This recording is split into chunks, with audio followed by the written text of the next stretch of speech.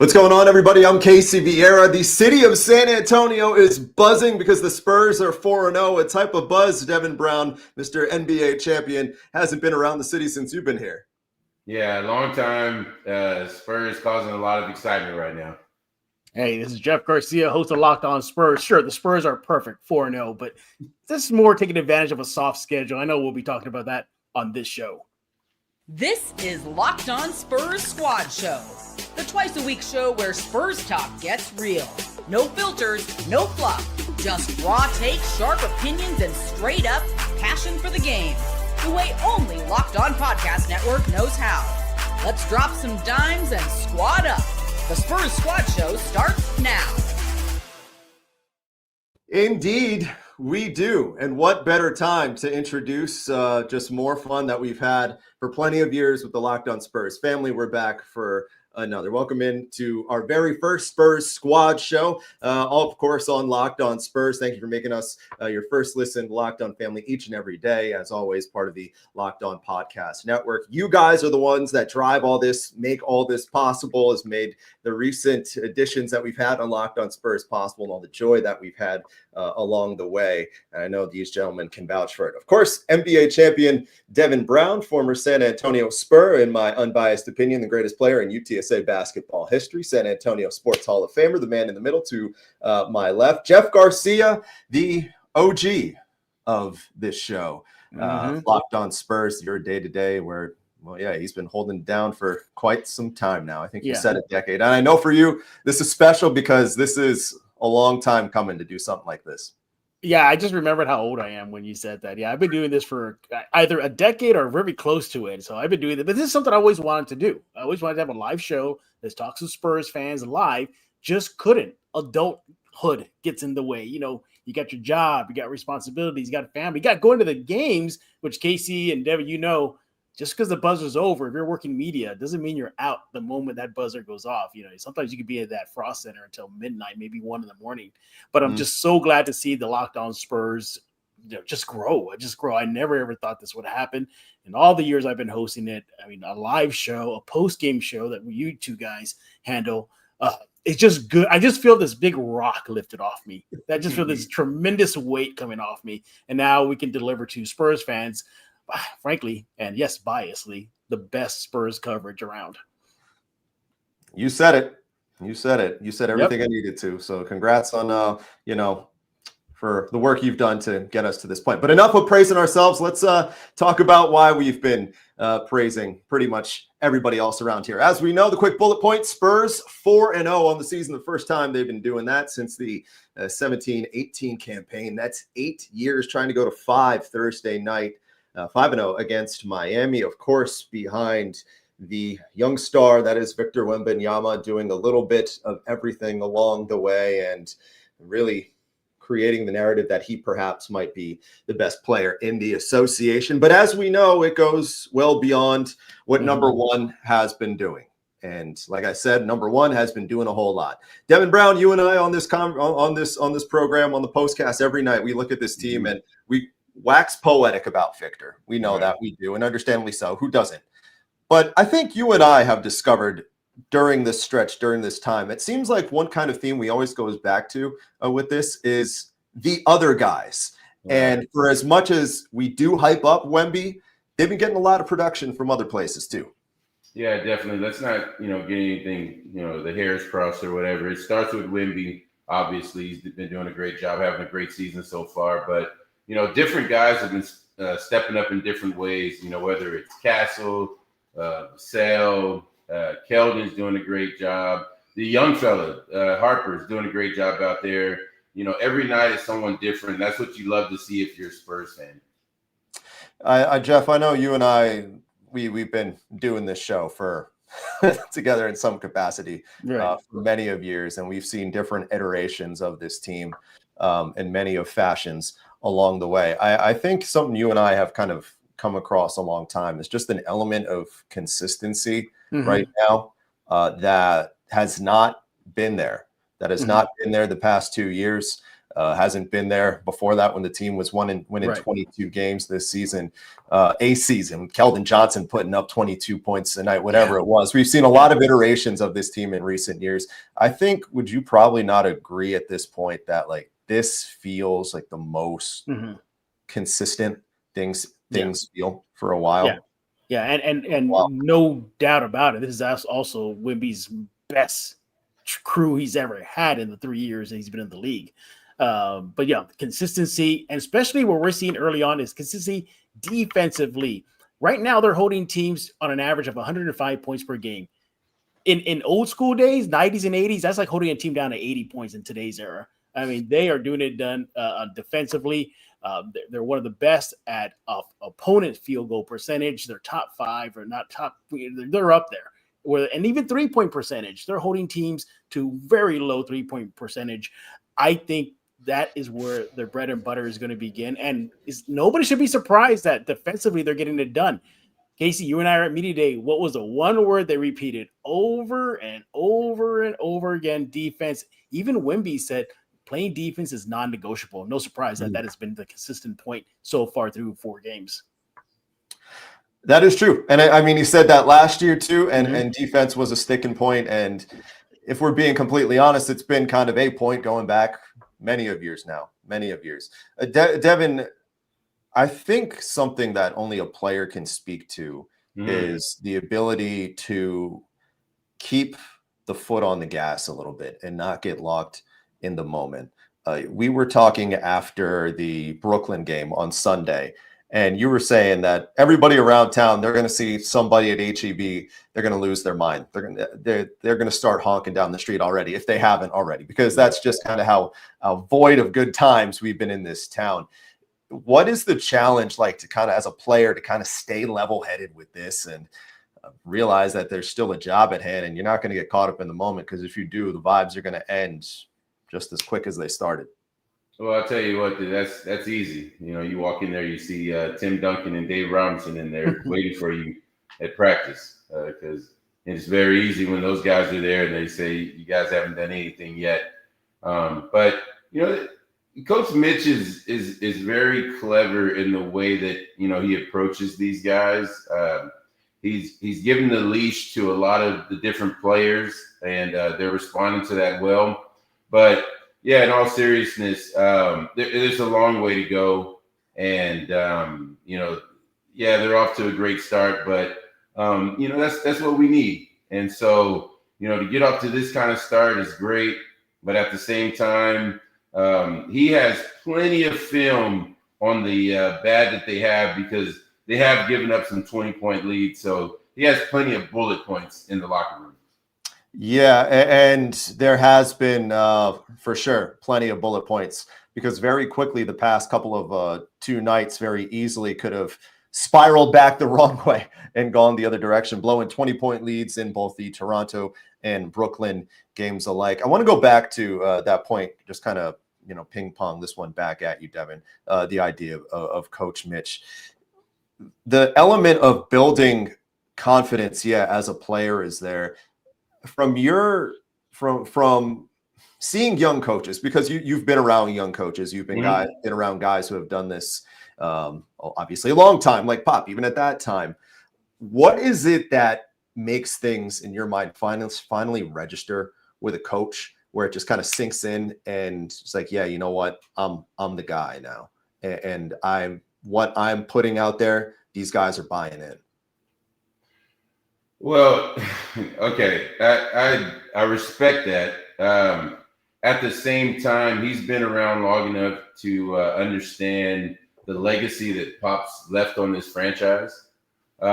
So, yeah, it's great that he's off to a 4-0 start and he's got everybody playing at a high level right now.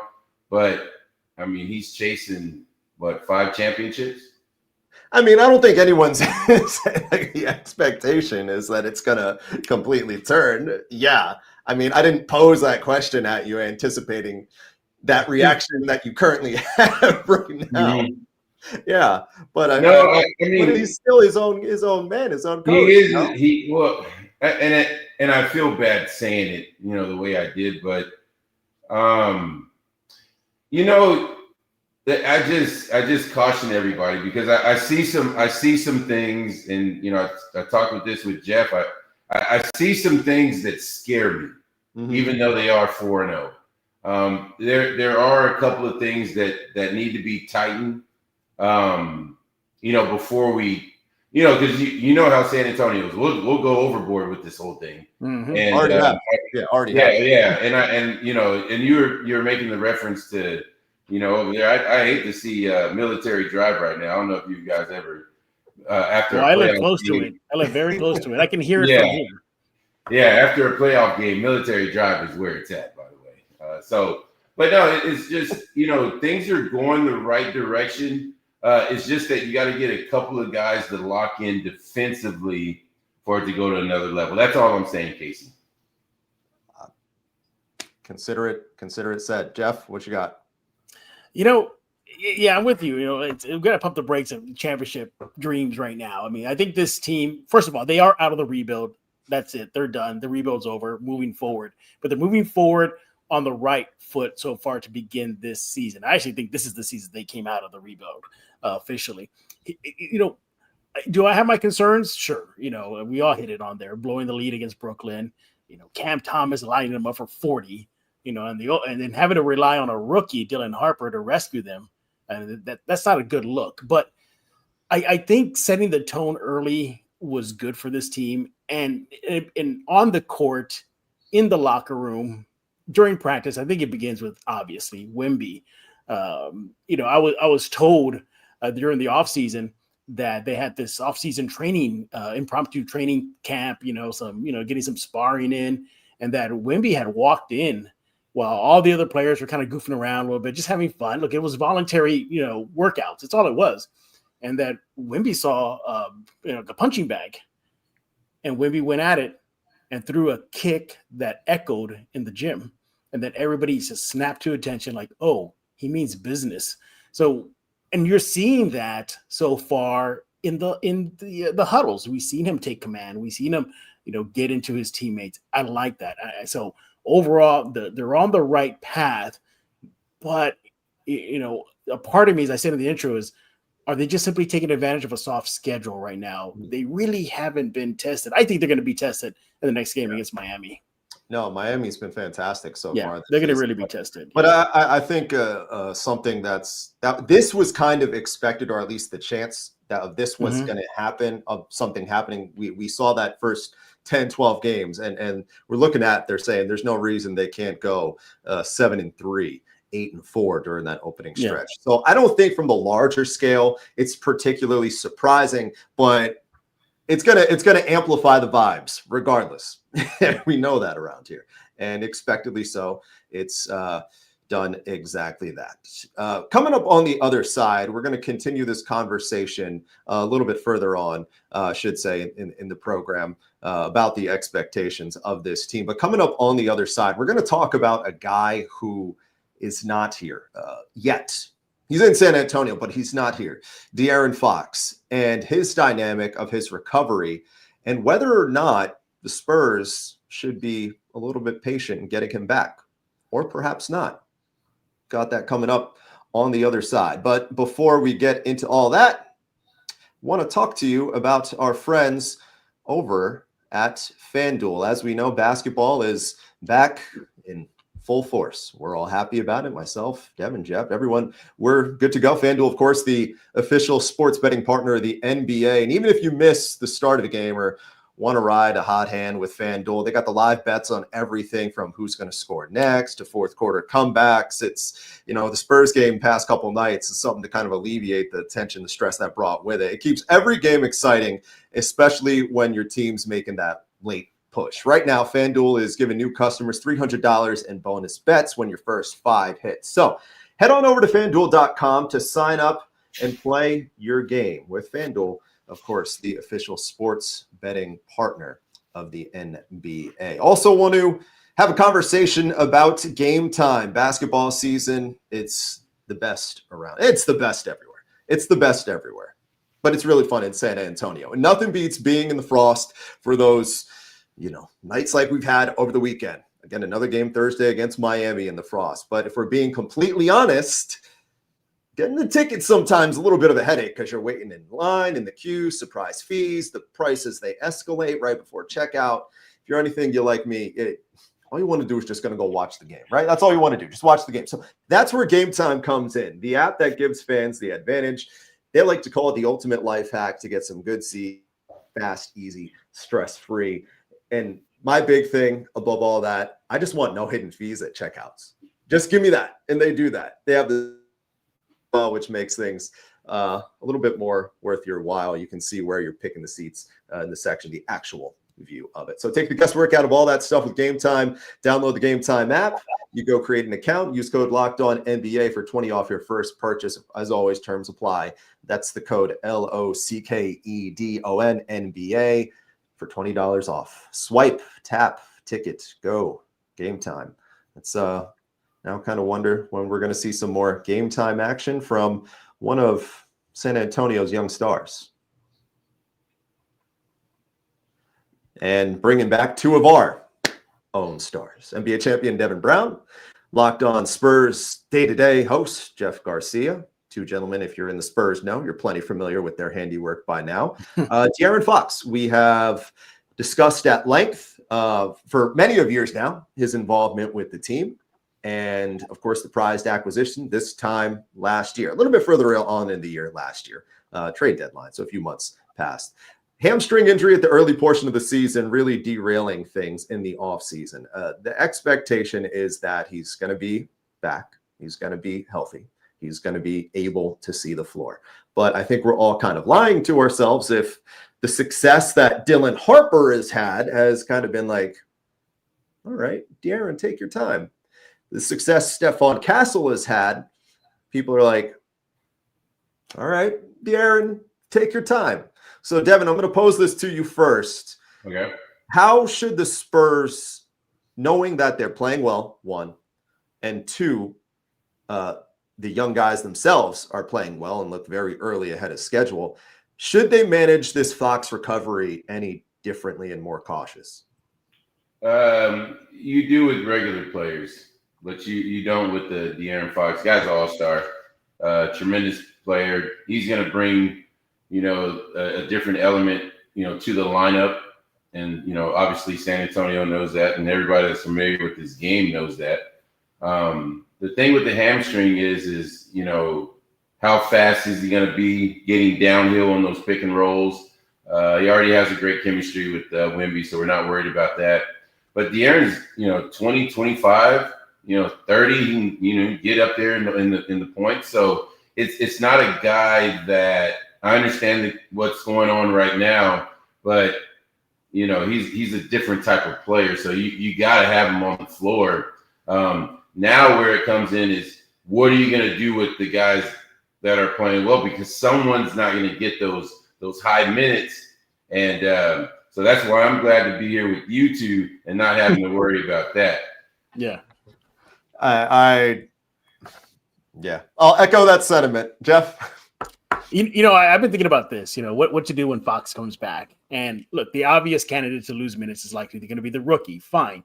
But, if you're Fox and you're seeing what this team is doing right now, do you say, you know what? If I'm Fox, I'm saying, like, you know what? This team could possibly make a really, really good playoff push in there. You know what, Young Bucks, get your minutes.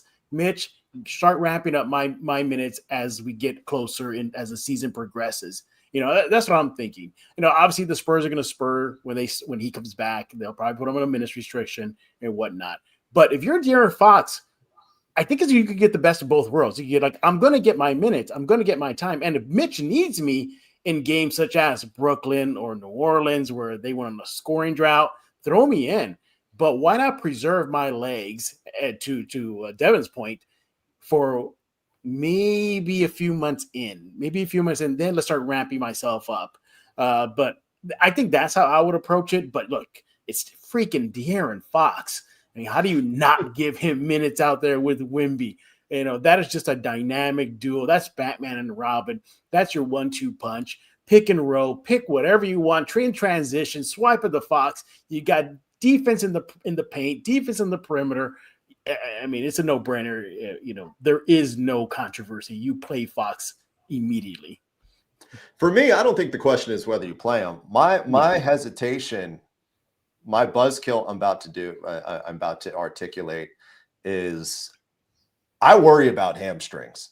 I worry about hamstrings. I feel like that's the type of thing that doesn't go away. Mind you, what is the approach though? Like I brought up managing him early on and letting him just. That's the way. Exactly. I think that's the way that you have to do it. I think that they're going to have to do it because it's just such a fickle injury. And Devin alluded to it, that this is a guy who's so reliant on his end-to-end speed, a guy who is so reliant, not a great shooter, but a great facilitator, a guy who's fantastic, quick hands, creates his own offense for himself on the move. For a team that, as we know, has not been particularly great shooting the basketball this season. Last night they're not bad for sure, but I think widely the expectation is they're not going to be a team that's known for their 3-point shooting this year. A lot's reliant on that Fox side of things. And Devin, I'd be lying to you, and you and I have had this conversation before. I'm worried about the hamstring, but I think the load management part or some aspect of it is really the best way to go about this, because throwing them back in, and it's kind of like the luxury that you do have now that you have Harper playing so well that they don't have to totally hit the gas with him running. And a week into this thing, he's playing 30 minutes. I don't think they can do that. Okay, so let's think about this. So I don't know, and I know you guys are watching the games like I am and things like that. But Stephon Castle and Dylan Harper, they're slow closing out to those guys when they're behind the 3-point line. When the ball's kicked out to them, these teams so far are daring them to shoot the 3. You can't do that with De'Aaron Fox. You got to close out to him. And then to your point, that's where he uses his speed. Now, I'm pretty sure that he was ready to go 2 weeks ago. You think? But this is why it's taken so long, because it is the hamstring. Okay? The Spurs get out to a 4-0 start. Yep. Wonderful. That's gravy. But they know at the end of the day, De'Aaron Fox needs to be on the floor. So at the end of the day, I just want you to remember that, and I want you to really watch it in the next game. They are not closing out hot. You have hot and you have cold when you're closing out to certain players. I'll give you a hot. Steph Curry, Ray Allen. Those you close out to. They're not doing that with Castle, and they're not doing that with Harper. So you need a De'Aaron Fox to at least keep one of those defenders off of Wemby. And that's all. That's just what I'm thinking right now. Here's something that I'm thinking about, and I'm going to ask Devin this question. If they want to get crazy, like everybody all know, I think all of San Antonio knows I'm a big nerd, all right? So no surprise here, I'm about to make a nerd reference. You could be Michael Keaton right now, looking at Joker going, we want to get nuts, let's get nuts, right here. Right. Why not sit Champagnie and then let one of the other young bucks take his spot? Is it just simply because Champagnie spreads the floor and he really hasn't been shooting well, as we saw in the preseason? He's shooting okay. But why not get nuts?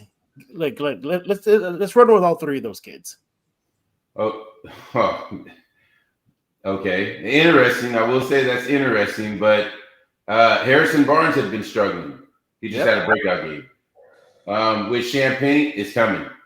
It's coming. And you know that it's there, so that's why you give him chance after chance after chance.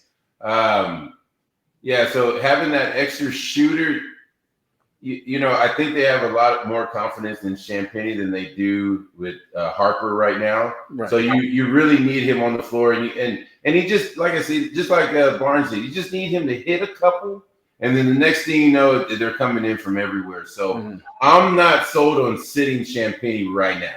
Okay. I'm kind of in that same boat, Devin, I feel like, because I'm just, for all those things that you said, I just feel like there needs to be an element of at least the threat. You talked about the hot cold closeout, just having the threat there. And if the shot is not consistently going, okay, then you make that adjustment 10 games, maybe not even 12 games, 10 games, maybe like 15 games, 20 games. I don't think right now there's there's not enough of a threat to space the floor like that. Because if he's not, even if he's essentially, for lack of a better term, a decoy. I know it's not often used in that context, but just his presence gives Victor that much more room to do things. So even if he's not hitting the threes, just his presence creates that much more opportunity for Vic. Mm-hmm. I'm gonna give you a nugget real quick. Hit me with it. So opposing teams, really all NBA teams, when they look at how a guy shoots, they look how it comes off of the rim. Late in the game, you can say no big deal. Team was up this, team was up that. Dylan Harper took a three that came up well short of the rim. And that sticks in my mind because to everybody, they go, well, the Spurs already have the game in hand. No, not to the Spurs staff, it doesn't. Because they realized that in order for him to get to the next level, that shot's got to improve a lot. Mm-hmm. So I'm going to tell you, he's going to get the work in just like Castle, because now I see Castle, and the percentage is going to go up with him. I see him stepping into his threes because he's probably had to make, 500 to 1,000 every day during the summer. So he's stepping into them knowing that the team isn't going to close out to him. But with Dylan, that three he took at the end of the game, I'm going, it wasn't a lot of confidence there, and then how short it was. Mm-hmm. Is that the early book right now on the Spurs? The early book is, you know what? If they're going to beat us, let's see if they can beat us on the perimeter. Yeah, we can't let Wemby go nuts. Everybody saw that first game. So, and they know what Wemby's about, because let's be realistic. You cannot guard Wemby with one person, because even if unless your name is Devin Brown, then you might have a chance. Yeah, if he double pumps, he may still dunk the ball. Like, it's nuts. Yeah. So you got to send two people at him to try and bother him. But at the same time, he's such a good passer, Jeff, that if it gets thrown out of there, you know what? Let Dylan Harper beat us. Let Castle beat us. Yeah. Real quick, Casey, I know you got to move on, but real fast. I pulled up Champagne's shooting percentages early this season. This is via Synergy. All possession types, he's shooting about 38%. He's taking 16 threes. But get this, in transition, his transition three percentage is 25%. But get this, in the half court, he's shooting 42% right now. But that's exactly why he needs to be on the floor, though. Yeah. Because if you watch, for all the things that Devin just said, because there's when Vic's not on the floor, it's clear there's a stagnation. Yeah. And there's a lack of spacing. And the way I see it, at least, is that if you're having those two things, just the presence of Champagne out there, and I understand this is not Curry we're talking about. This is not Ray Allen. This is not. But that's still the big elephant in the room for the Spurs: the lack of snipers. And that's going to be the conversation throughout the season, especially when they inevitably lose games, and that probably will be a central focus as to how they lose the game. It's going to be a conversation, understandably so. But the thing is, like, if we're seeing it, they're seeing it. That front office is seeing it. The coaching staff seeing it. And bringing this all the way back to the Fox side of things. Yeah. And I know we kind of veered away from it, just bringing this all the way. Yeah, Champagne hijacked Fox's. Yes, Julian came in and stole the bit over here. He saw his name wasn't on the rundown over there off the side. Let me tell Julian that he can leave my apartment now. Great, Julian, you can go now. You whispered in my ear to make it about you. Right. I think just having Fox, though, knowing that inevitable kind of stagnation is going to be there, just having that facilitating back is going to be immensely huge. But I think they have to be careful with it. I do. Do you think they should have maybe not have picked up Biyombo, maybe brought in somebody that's a decent perimeter shooter? Biyombo was the fourth string center because they were thinking. I understand that, but that was kind of the chatter on press row the last few games has been like, should they just brought in another perimeter shooter? And it was kind of a passing talk. Maybe he's just a great locker room guy. Oh, he is. That's for sure. Yeah. He definitely is. Yeah. Okay. Yeah. I saw it. I've seen it so far this season. He is definitely a locker room guy. I do this with a whole bunch of fringe players with Devin. I've discovered yesterday it was Ron Harper, and I texted you that there was only 1 year that passed between you and Ron Harper. You did cross paths with Biombo, right? No. All right. I don't think so. I don't remember him. No. I know it's close because I knew the back end of your run was right around when he was coming into the league. Right. But that's one I'm going to have to stat check like I did last time. I was kicking myself, Jeff. In case you missed it, I was kicking myself because I was like, did Harper go out with the 98 Bulls? But no, I'd be remiss to forget that he went to the Lakers and then won 2 titles there as their starting point guard. Live TV for you. All right, let's go. We'll step aside. We'll go to a break. Coming up, other side of things, we're feeling good about life. We know that the Spurs are feeling good about life. Should the perspective now, the outlook, the output, if you will, all the guessing gamers, Vegas, should all those people, they've raised their expectations if they haven't already, and has kind of the narrative changed about this young Spurs team? Going to be talking about that and a little bit more as we hit the bottom of the hour on the Spurs squad show here on Locked On Spurs. But before we get to all that fun, I'm going to step aside and talk to you about a couple of our friends. All right, today's show is brought to you in part by Rippling. Now, if you're a business owner, here's the truth. SaaS promised to make work easier. But now the average company is buried by hundreds of apps that slow down your teams, and they simply don't work together. That's SaaS. That's sad. Software as a disservice. And that's why you need Rippling, because Rippling is a unified platform for the likes of global HR, payroll, IT, finance, all that you're looking for. You got it in one place. They've helped millions of businesses replace a mess of disconnected tools with just one system. That's it. Just one system designed to give leaders clarity, speed, control. Just get everything back to where they need it to be. It gets rid of all the bottlenecks and the busy work that slows things down. Whether you are HR, IT, finance, all as one, it just tidies things up. And sometimes you need to do that. And Rippling, they can do all that and then some. They can do it all. So right now, you can get 6 months free when you go to rippling.com/lockedonnba. Learn more at rippling.com/lockedonnba. One more time for you. That's rippling.com/lockedonnba for 6 months free.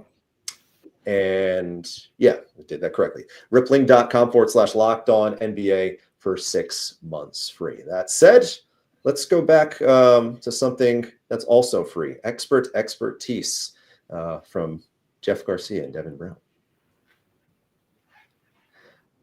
I'm in a good mood. Otherwise, if I was in a bad mood, that would have been nowhere near as endearing of a return for you guys. So welcome back. You know how special this is for me, Casey? I actually wore a Locked On shirt. I know. I never broke this out until this episode. I know, you're going to get a good email from management tomorrow. All right. Hey, in case you're just checking in, welcome again to the Spurs Squad Show here on Locked On Spurs. NBA champion Devin Brown, Jeff Garcia, host of the the original day-to-day podcast, Locked On Spurs. What we do the a couple times a week, we are going to do exactly what we're doing right now. We're going to have conversations about a very good basketball team right now, whether those vibes will continue, whether or not, we will find out. But one thing that we are going to do is converse and have a good time doing it. So come back a couple times a week, usually Tuesdays, Thursdays, 8 o'clock, anytime. Tonight, I know we started a little bit later, but Tuesdays, Thursdays, 8 o'clock, that's what we're going for and what the focus will be. As we shift the focus and perhaps different expectations for the Spurs team. With this 4-0 start, I think a lot of people had San Antonio kind of in the back end of that playoff play-in picture. Some saw them as high as 6 or 7. Mm-hmm. Some saw them on the outside at 11. I don't think anyone saw them in the top half, the top four of the Western Conference. Jeff, you're good with the over-unders. I believe 44.5 was the number. Yeah, 44.5. Yeah. 44.5. Expectedly so, that narrative's changed. I mean, that's got to change, though, soon, right? Oh, yeah, absolutely. Yeah, that's got to change. It's going to change it, I think, from the overall perception of people. It's going to change. So the conversation I want to pose now is, do those types of things change? And I'm going to set the precursor here for all that with a very telling soundbite from Victor Wembanyama about that following the opening night victory in Dallas. I haven't seen us win a opening night game.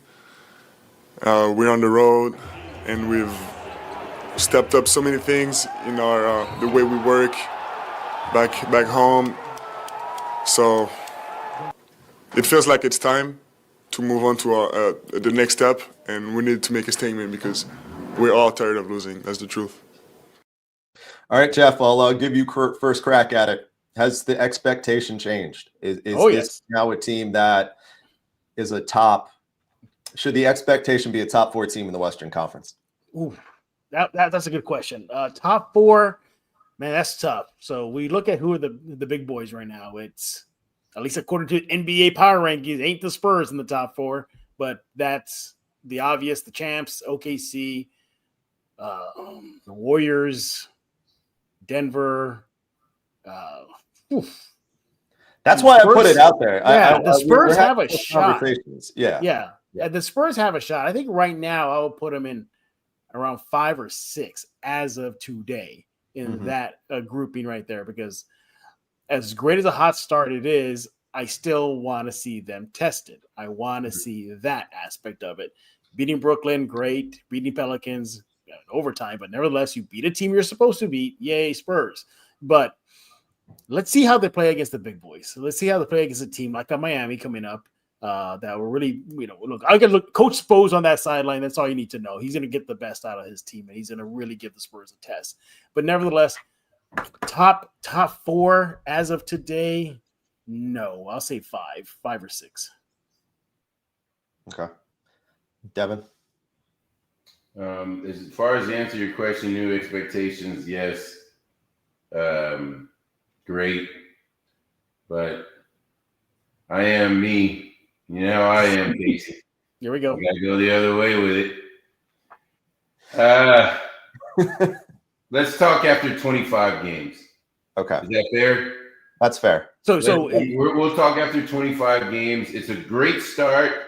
They do have some tough Miami. They have some tough games coming up. The Suns. Yeah. Lakers, I believe. Hey, Devin, real fast. I didn't mean to interrupt. Oh, yeah. But the Spurs, Devin Vassell the other night in the locker room, he didn't let it slip out, but you could tell it's on their minds. He flat out said, "We got Miami," and then he went beyond that. He goes, "And then we got Phoenix." So they're aware of what's coming. Yeah. Hey, because I mean, it's let's be honest here. It's been tough in San Antonio the last few years. I mean, you know, Fiesta rolls around, and next thing we know, we're getting ready for the draft. I mean, that's not how we roll around here.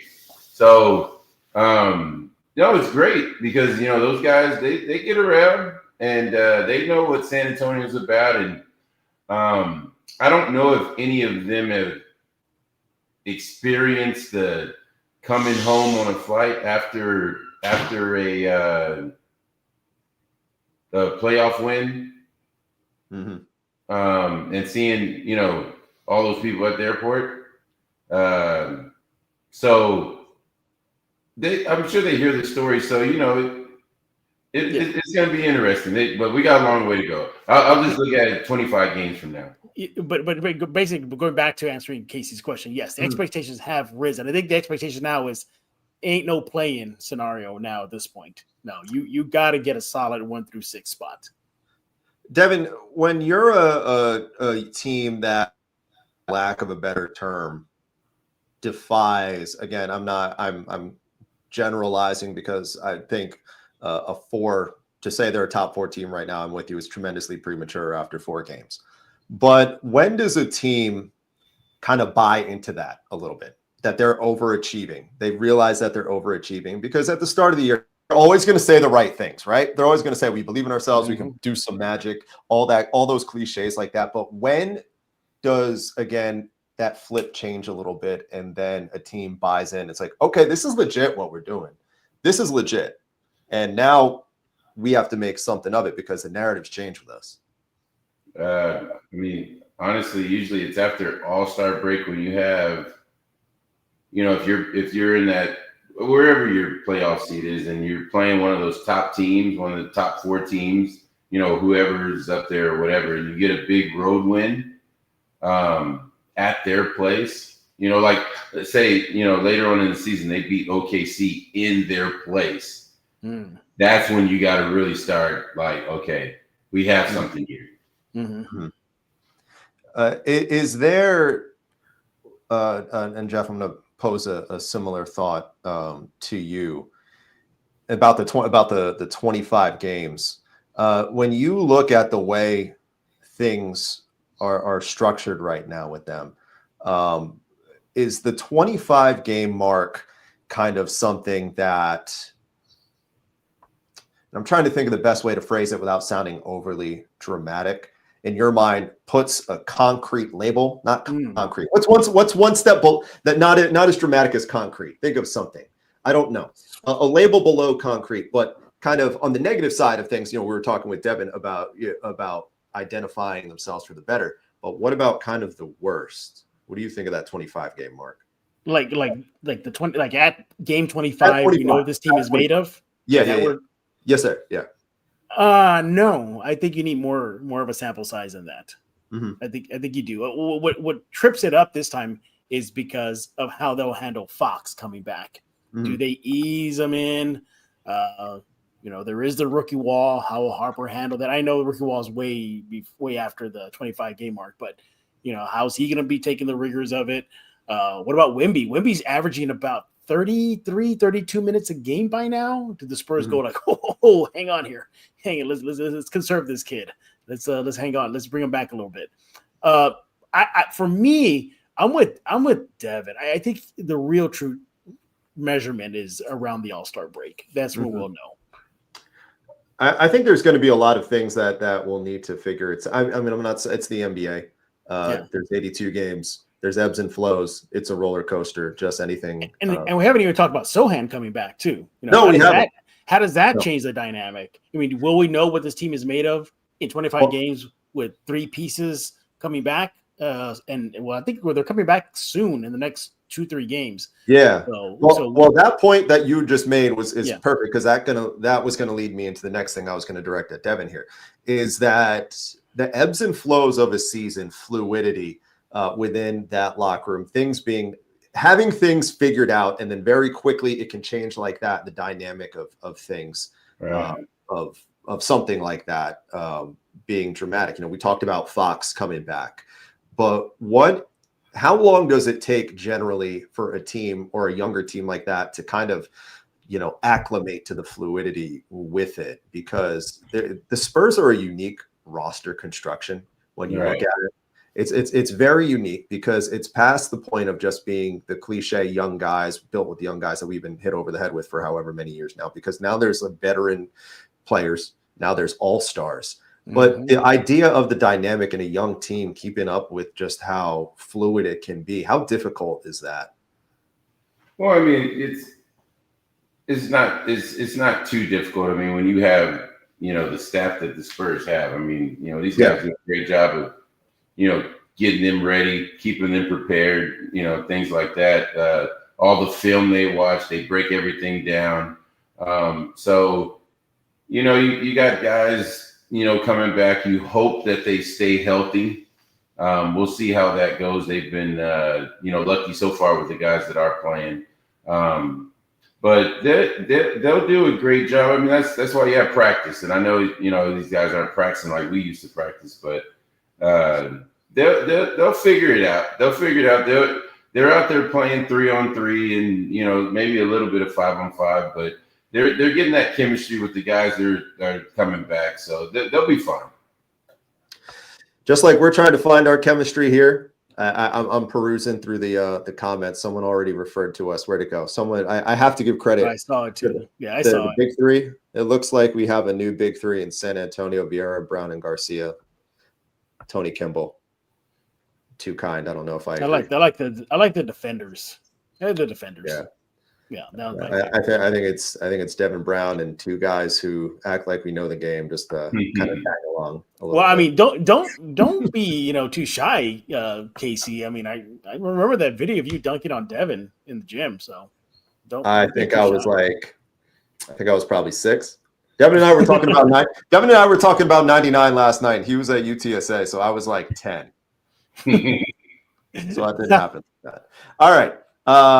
On the other side of the break, we're gonna kind of get this shit back on track. And when we do, we're gonna look at the next week or so ahead, because things are about to get a lot more difficult.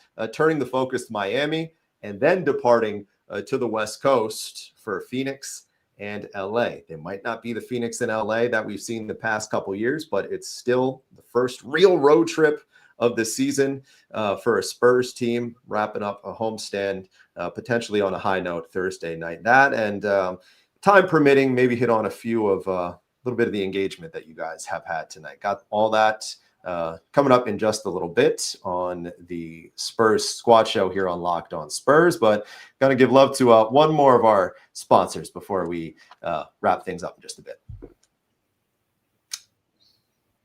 And with that said, going to talk to you about Monarch. And because I can vouch for Monarch, I had never tremendously been involved. I had known of the app. I didn't really know what it was. And then I started doing this program and I got involved because, to be completely honest, I needed to be tidier about managing my bank accounts, the 401s, investments, all that stuff. It's easy to lose track. And that's why once I started at Locked On, I was like, okay, this Monarch ad's pretty cool. And then I downloaded the app, and I'm like, okay, I'm in, because it's an all-in-one personal finance tool. It brings everything together and it's so easy. I'm a visual learner, and that helps with the aesthetic side of things. Quick, easy, a simple interface on your laptop, on your phone. So don't let the financial opportunity slip through the cracks here. Use code LOCKEDONNBA at monarch.com. You're going to get 50% off of your first year. That's monarch.com. The code is LOCKEDONNBA, of course, LOCKEDONNBA, just like you see on your screen, for half off of your first year. Go check them out. That's Monarch, and they'll take care of all your finances as we try to figure out if the Spurs are going to be money over the next couple of weeks. About to get real interesting. All right. Welcome back to the Spurs Squad Show. In case you're just checking in, this is our first. We've had a lot of fun doing it, and we look forward to many of the same. NBA champion Devin Brown, former San Antonio Spur, one of the greatest ball players in the area. Jeff Garcia, somewhere in the middle along that. He also hosts the day-to-day podcast called Locked On Spurs. Check them out. I'm merely Casey. Okay, so things not getting easier for the Spurs coming up this week, because yes, this is enough of the good vibes. Yes, enough of the flag bearing. Yep. Enough of the honking down the street. All the good vibes that have just been that we've been so void of this town. We just want to go back to the misery of just the harsh reality of the way things have been, right? We just want to kill the vibes and time. I'm just kidding. But Miami's a good team that comes to the Frost on Thursday. And then the trip out west is going to be a real barometer. Phoenix, of course, not the same. Down Kevin Durant and have since brought in a completely new look team. Lakers, obviously, without LeBron. But, of course, have Doncic holding things down in a pretty competent roster. Austin Reeves has just played out of his mind for the first couple of weeks as well. Jeff, I'll send this one your direction first. Sure. For as good as the vibes have been over the first week of the season, how quickly in your mind can things change if the road trip goes sour? I guess technically even Miami, but the road trip goes sour too. Obviously I don't want them to lose. I mean, I want them to win every game, but credit to the Spurs. I think it was Stephon Castle. He said after a game recently that they understand they're not going to win every game. It's obvious, right?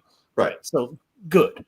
But is it weird for me to say, like, I kind of want them to face a little adversity, at least early in the season, not when it counts later on? I want to see how they do. No, Devin wants the adversity. I can see it in his eyes, right? Yeah, I want them to, you know what? And here's the thing. What Devin wants. And here's the thing, Casey and Devin. Why do I think Mitch would be like all smiles? Like, yes. Like they got humbled. I think a little humility could go a long way for this team. Look, let's just say they, lose to Miami or they lose to Phoenix or whoever. They pick up a loss here and there. Right. I think that will build character. I think that will help them be even a better team down the road. Let's get some of these early lessons out of the way. If they lose to Miami, okay, fine, good. You got a little humbled. I think this young Spurs team needs a little bit of that because, look, if they make the postseason, if they get into a playoff series, I'd rather them face adversity now than know how to deal with it come in a crucial game like that situation.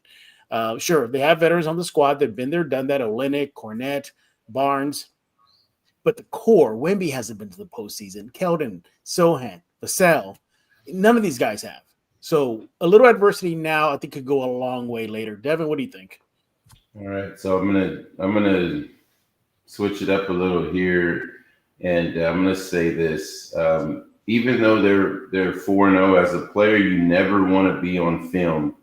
All right, you never want to get pointed out by one of the coaches, especially the head coach. So even though they're 4-0, the way I handle this is the way, Pop would handle this. And I say this by saying this, the day after a win, all right, we're 4-0. That next day, we watch 45 minutes of nothing but bad clips, like awful clips. Okay? So when the players leave, whatever high they were on, you're going, oh my God, are we 4-0 or are we 0-4?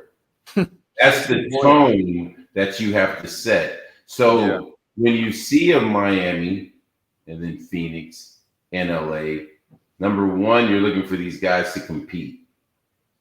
Do not get blown out because that's going to set a negative tone for everybody, and then the media is going to be all over it. Okay, so compete. But the next 3 games are going to be very important.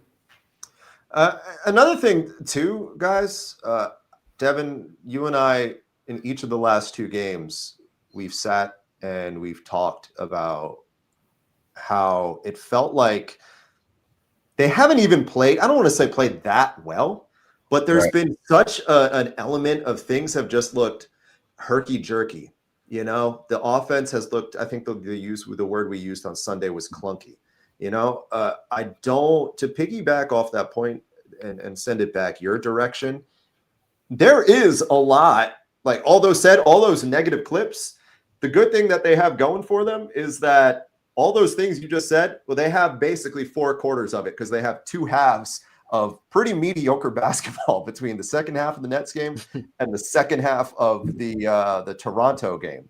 So I would have to imagine, Mitch sees that too and is kind of thinking along those same lines, that same thought process that you had. They're like, okay, this is advantageous. We're going to use this, and we're going to kind of bring them back a little bit, right?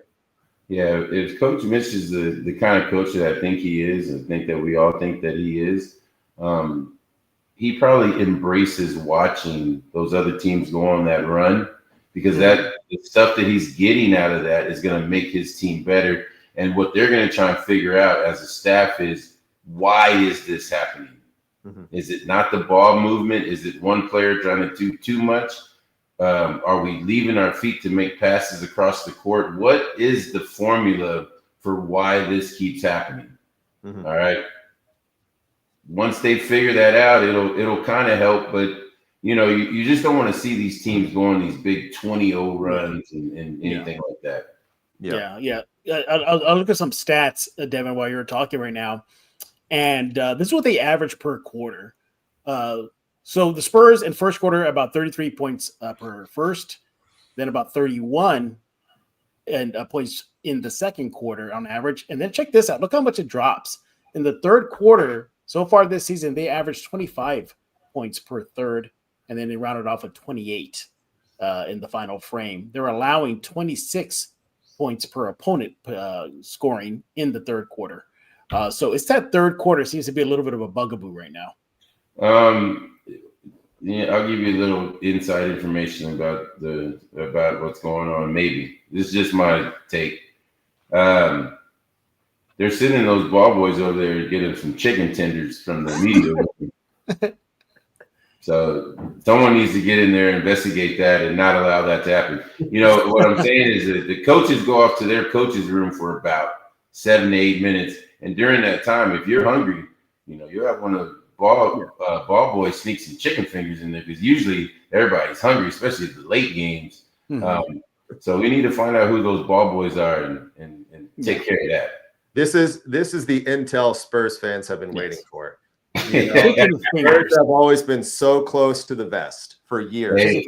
Never cracked. Listen, when you get to never let things go, and this is the intel that the Locked On family was looking forward to. Yeah, when you eat lunch, you know, HEB, back when I was playing, HEB did a great job of catering their stuff, but you're eating that around 12, you take your nap, and then you get up, go to the arena about 4:30. You know, you're getting there 5:15, and you go through your warm-up stuff, you're lifting weights in the back, stretching and doing things like that, getting treatment, things like that. Man, something to touch your stomach for, you know, after the game. It's like 9:45, 10 o'clock. Then you guys know how it is. You're coming back over, you know, wherever you live and everything's closed. So, yeah, they're sneaking in those chicken fingers. Chicken fingers are the Spurs' demise, everybody, in that third quarter. Who would have thought?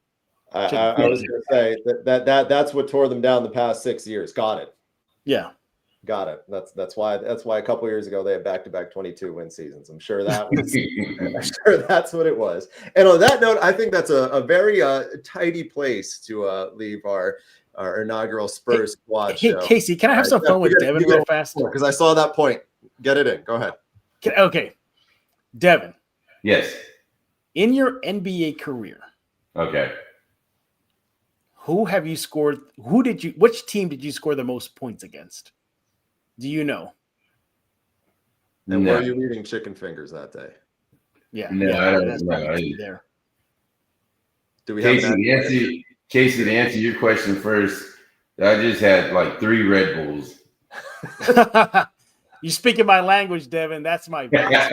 Red Bulls, man. Oh my God. All right, Casey knows this. Casey's been on press row with me. Yeah. He's seen me with a collection sometimes of Red Bulls. Yeah. And that's good because when Devin finally comes crashing down, that's going to be after the next time that you see us, which will be Thursday night. Yeah. We have a double header for you here on our Spurs Squad show. We have, of course, this title program. And then, as we know, your Silver and Black, San Antonio Silver and Black, back at the Frost, wrapping up their homestand against Miami, a 7:30 tip-off. So check in with us, watch the game.